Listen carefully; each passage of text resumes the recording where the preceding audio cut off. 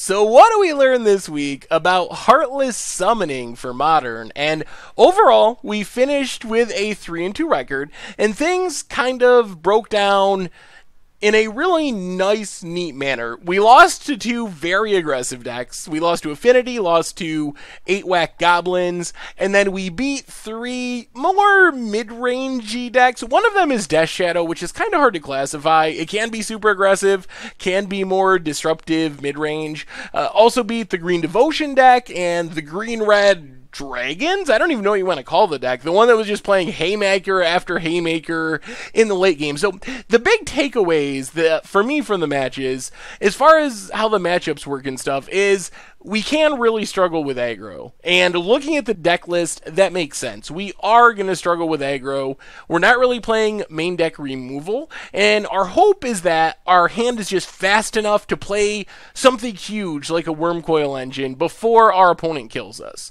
And that doesn't always work. We actually had the game against Goblins where we played double Wormcoil Engine with the help of a Phyrexian Metamorph on turn 4, and we still lost on the backswing through double Wormcoil Engine, which was just absurd, and it's pretty easy for decks like Affinity to kill us really quickly like that as well. So I imagine that those matchups are going to be challenging. On slower matchups, we just have an insane amount of power. Almost no matter what our opponent's playing, what deck they might be playing, we are going to have the more powerful cards when the game goes long, and we can be pretty explosive. That Goblins game that we lost, we still had 2 Wormcoils on turn 4, which is a pretty impressive feat. That's a lot of power and toughness and resiliency on the battlefield on turn 4. So the other issue with the deck is more the deck itself, and that's that we are very dependent on drawing certain things. We really, really want a Heartless Summoning. That's the card that makes the deck tick, which makes sense considering the deck is called Heartless Summoning.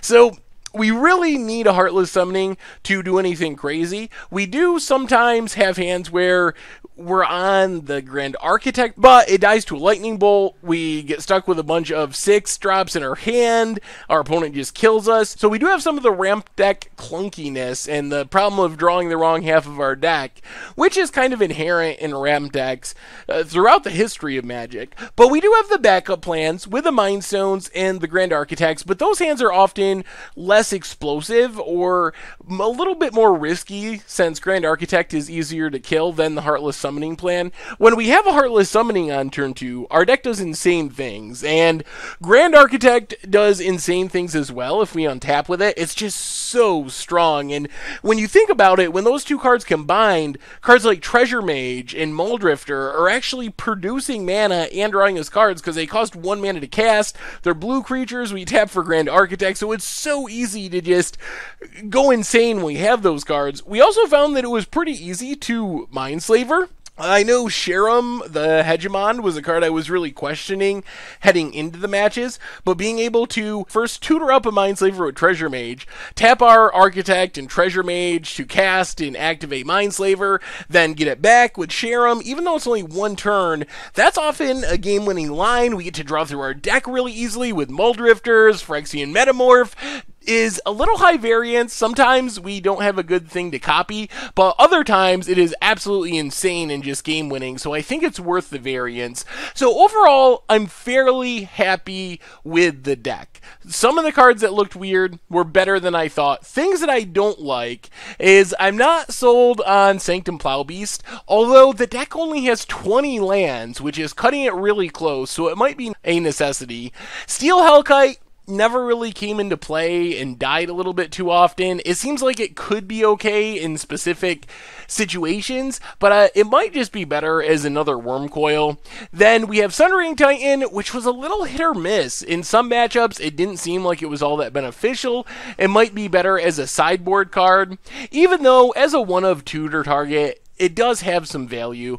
So I think the biggest thing to do, though, would be to find a way to get some early game interaction into the deck. Fatal Push would probably be the number 1 choice. We have white mana to some extent, so we could go with Path to Exile, but finding room for something along those lines, maybe cutting down a little bit on the worst high-end targets, the Hellkite, maybe the Sanctum Plow Beast, maybe a Mind Stone, or going down one Metamorph or something, to find room for a little bit of that interaction, because those were definitely our hardest matchups. I also think the sideboard could probably be a bit updated. One of the things about this list is it is a bit old, and some of the parts of it just, they feel a little bit aged. So I think there, again, I would look to bring in some more counter spells to fight against Tron decks, to fight against Storm decks, bring in some more specific graveyard hate. Tormod's Crypt is fine, but I think we could use a Relic or Progenitus or something else. I do like the Trinket Mage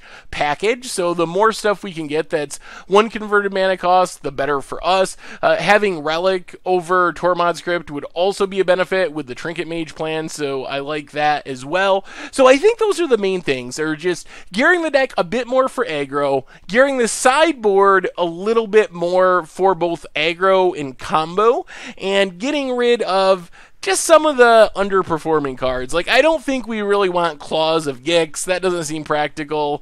I don't know about Spine of Isha, since we can't really sack it easily in this deck. It's kind of just a one-shot colorless removal spell. Not sure that that's worth it either. Dismembers could probably be upgraded to Pass or Fatal Pushes.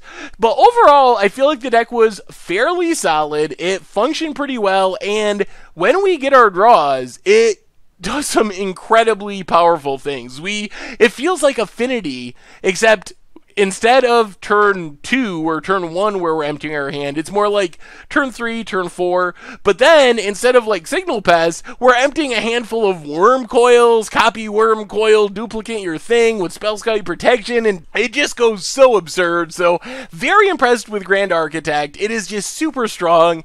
Impressed with Heartless Summoning in this deck as well. I just wish we had more redundancy, because we're so built around it with 20 lands. Our deck really struggles when we don't have Heartless Summoning or don't have a Grand Architect, or our Grand Architect dies.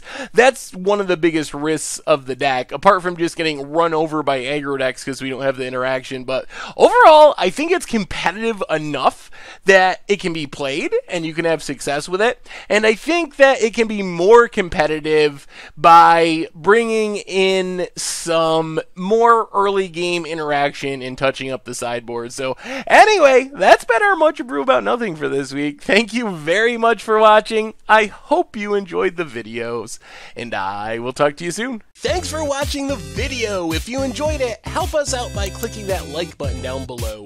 And to keep up on all the latest and greatest, click that subscribe button. And don't forget to hit that bell icon to get alerts whenever we have new videos. And if you want to, check out some of our other sweet videos here and here.